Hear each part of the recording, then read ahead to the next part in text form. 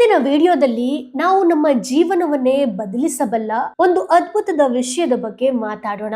ಅದೇ ಆಲೋಚನೆಗಳು. ಕ್ಷಣಾರ್ಧದಲ್ಲೇ ಪ್ರತಿಯೊಬ್ಬರಿಗೂ ಸಾವಿರಾರು ಆಲೋಚನೆಗಳು ಬರ್ತಾ ಇರುತ್ತೆ. ಇವುಗಳಲ್ಲಿ ಎಂಥ ಆಲೋಚನೆಗಳು ನಮ್ಮನ್ನ ಕುಗ್ಗಿಸುತ್ತೆ ಮತ್ತೆ ನಮ್ಮನ್ನ ಬೆಳೆಸುತ್ತೆ, ನಮ್ಮ ದೇಹ ಮತ್ತು ಮನಸ್ಸಿನ ಮೇಲೆ ಎಂಥ ಪರಿಣಾಮ ಬೀರುತ್ತೆ, ಬನ್ನಿ ಇಂದಿನ ವಿಡಿಯೋಲಿ ತಿಳ್ಕೊಳ್ಳೋಣ. ಮೊದಲನೇದು ನೆಗೆಟಿವ್ ಥಿಂಕಿಂಗ್, ಅಂದ್ರೆ ನಕಾರಾತ್ಮಕ ಆಲೋಚನೆಗಳು. ಉದಾಹರಣೆಗೆ, ಹಡಗಿನ ಹೊರಗೆ ಎಷ್ಟೇ ನೀರಿದ್ರೂ ಯಾರಿಗೂ ತೊಂದರೆ ಆಗಲ್ಲ, ಆದ್ರೆ ಅದೇ ನೀರು ಒಳಗೆ ಬಂದ್ರೆ ಹಡಗು ಮುಳುಗೋದಂತೂ ಗ್ಯಾರಂಟಿ. ಅದೇ ರೀತಿ ನಮ್ಮ ಹೊರಗಿನ ಪ್ರಪಂಚದಲ್ಲಿರೋ ನಕಾರಾತ್ಮಕತೆ ಅಥವಾ ನೆಗೆಟಿವ್ ಥಾಟ್ಸ್ಗಳು ನಮ್ಮ ಮನಸ್ಸಿನ ಒಳಗೆ ಹೋದಾಗ ಏನೆಲ್ಲ ಆಗುತ್ತೆ ಗೊತ್ತಾ? ಮೊದಲನೇದಾಗಿ ಆರೋಗ್ಯದ ಮೇಲೆ ಪರಿಣಾಮ ಬೀರುತ್ತೆ. ನೀವು ಸದಾ ಕೆಟ್ಟದ್ದನ್ನೇ ಯೋಚಿಸ್ತಾ ಇದ್ರೆ ಅಥವಾ ನೆಗೆಟಿವ್ ಆಗಿ ಯೋಚನೆ ಮಾಡ್ತಾ ಇದ್ರೆ ನಿಮ್ಮ ದೇಹದಲ್ಲಿ ಕಾರ್ಟಿಸೋಲ್ ಅನ್ನೋ ಸ್ಟ್ರೆಸ್ ಹಾರ್ಮೋನು ಬಿಡುಗಡೆಯಾಗತ್ತೆ. ಇದು ನಿಮ್ಮ ರೋಗ ನಿರೋಧಕ ಶಕ್ತಿಯನ್ನೇ ಕುಗ್ಗಿಸ್ಬಿಡತ್ತೆ. ನೆಗೆಟಿವ್ ಆಲೋಚನೆಗಳು ಇರುವವರಿಗೆ ಪ್ರತಿಯೊಂದು ಅವಕಾಶದಲ್ಲೂ ಕೂಡ ಒಂದು ಸಮಸ್ಯೆನೇ ಕಾಣಿಸ್ತಾ ಇರತ್ತೆ. ನನ್ನಿಂದ ಇದು ಸಾಧ್ಯ ಇಲ್ಲ, ನನಗೆ ಅದೃಷ್ಟ ಇಲ್ಲ, ನನ್ನ ಕೈಲಿ ಇದು ಆಗಲ್ಲ ಅನ್ನೋ ಮಾತುಗಳನ್ನೇ ಹೇಳ್ತಾ ಇರ್ತಾರೆ. ಸದಾ ದೂರು ನೀಡೋ ಅಥವಾ ನಕಾರಾತ್ಮಕವಾಗಿ ಮಾತನಾಡುವವರ ಜೊತೆ ಇರಲು ಯಾರೂ ಇಷ್ಟಪಡೋದಿಲ್ಲ.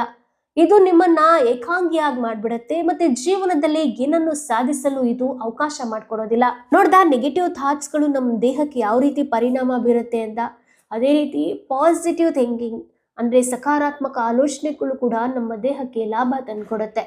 ಸಕಾರಾತ್ಮಕವಾಗಿ ಆಲೋಚನೆ ಮಾಡೋದು ಅಂದ್ರೆ ಕೇವಲ ನಗ್ತಾ ಇರೋದು ಅಂತ ಅಲ್ಲ, ಬದಲಾಗಿ ಕಷ್ಟದ ಸಂದರ್ಭದಲ್ಲೂ ಕೂಡ ಪರಿಹಾರವನ್ನ ಹುಡುಕುವಂತಹ ಮನಸ್ಥಿತಿ, ಯಾವಾಗ್ಲೂ ಪಾಸಿಟಿವ್ ಸೈಡ್ ಅನ್ನ ನೋಡುವಂತಹ ಮನಸ್ಥಿತಿ, ಆತ್ಮವಿಶ್ವಾಸದಿಂದ ಇರುವಂತಹ ಒಂದು ಸ್ಥಿತಿ. ಹೌದು, ನಾನು ಪ್ರಯತ್ನಿಸ್ತೇನೆ, ಇದರಿಂದ ನಾನು ಏನಾದ್ರೂ ಕಲಿತೀನಿ ಅನ್ನೋ ಮನೋಭಾವ ನಿಮ್ಮಲ್ಲಿ ಅದ್ಭುತವಾದಂತಹ ಒಂದು ಆತ್ಮವಿಶ್ವಾಸವನ್ನೇ ಮೂಡಿಸುತ್ತೆ. ಸಂಶೋಧನೆಗಳ ಪ್ರಕಾರ ಸಕಾರಾತ್ಮಕ ವ್ಯಕ್ತಿಗಳು ಅಂದ್ರೆ ಪಾಸಿಟಿವ್ ಯೋಚನೆ ಮಾಡುವಂತಹ ವ್ಯಕ್ತಿಗಳು ದೀರ್ಘಕಾಲವಾಗಿ ಬದುಕ್ತಾರೆ ಮತ್ತು ಹೃದಯ ಸಂಬಂಧಿ ಕಾಯಿಲೆಗಳಿಂದನೂ ಕೂಡ ದೂರ ಇರ್ತಾರೆ. ಆಗ ನಮ್ಮ ದೇಹದಲ್ಲಿ ಡೋಪಮೈನ್ ಮತ್ತೆ ಸೆರೋಟನಿನ್ ಎಂಬ ಹಾರ್ಮೋನ್ಗಳು ಕೂಡ ಬಿಡುಗಡೆಯಾಗುತ್ತೆ. ಅದು ನಮ್ಮನ್ನ ಸದಾ ಲವಲವಿಕೆಯಿಂದ ಇರುವಂತೆ ಮಾಡುತ್ತೆ. ಮುಂದೆ ನೆಗೆಟಿವ್ ಆಲೋಚನೆ ಏನಾದ್ರೂ ನಮ್ಮಲ್ಲಿ ಬರ್ತಾ ಇದ್ರೆ ಆ ಸಂದರ್ಭದಲ್ಲಿ ಸ್ಟಾಪ್ ಅಂತ ನಾವು ಹೇಳ್ಬೇಕು. ತಕ್ಷಣ ಯಾವ್ದಾದ್ರೂ ಪಾಸಿಟಿವ್ ಆಗಿರೋ ಒಳ್ಳೆ ನೆನಪುಗಳನ್ನ ಸ್ಮರಿಸಬೇಕು. ಪ್ರತಿದಿನ ಬೆಳಗ್ಗೆ ಎದ್ದ ತಕ್ಷಣ ನಮಗಿರುವಂತಹ 5 ಒಳ್ಳೆಯ ವಿಷಯಗಳಿಗೆ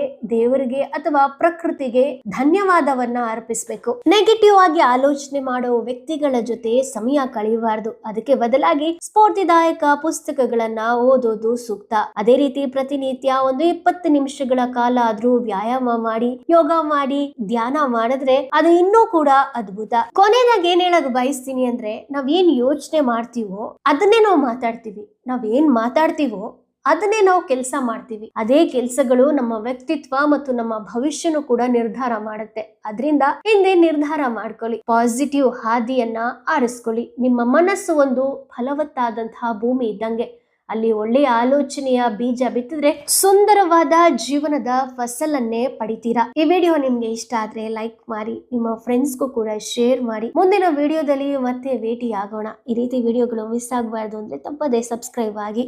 ಧನ್ಯವಾದಗಳು.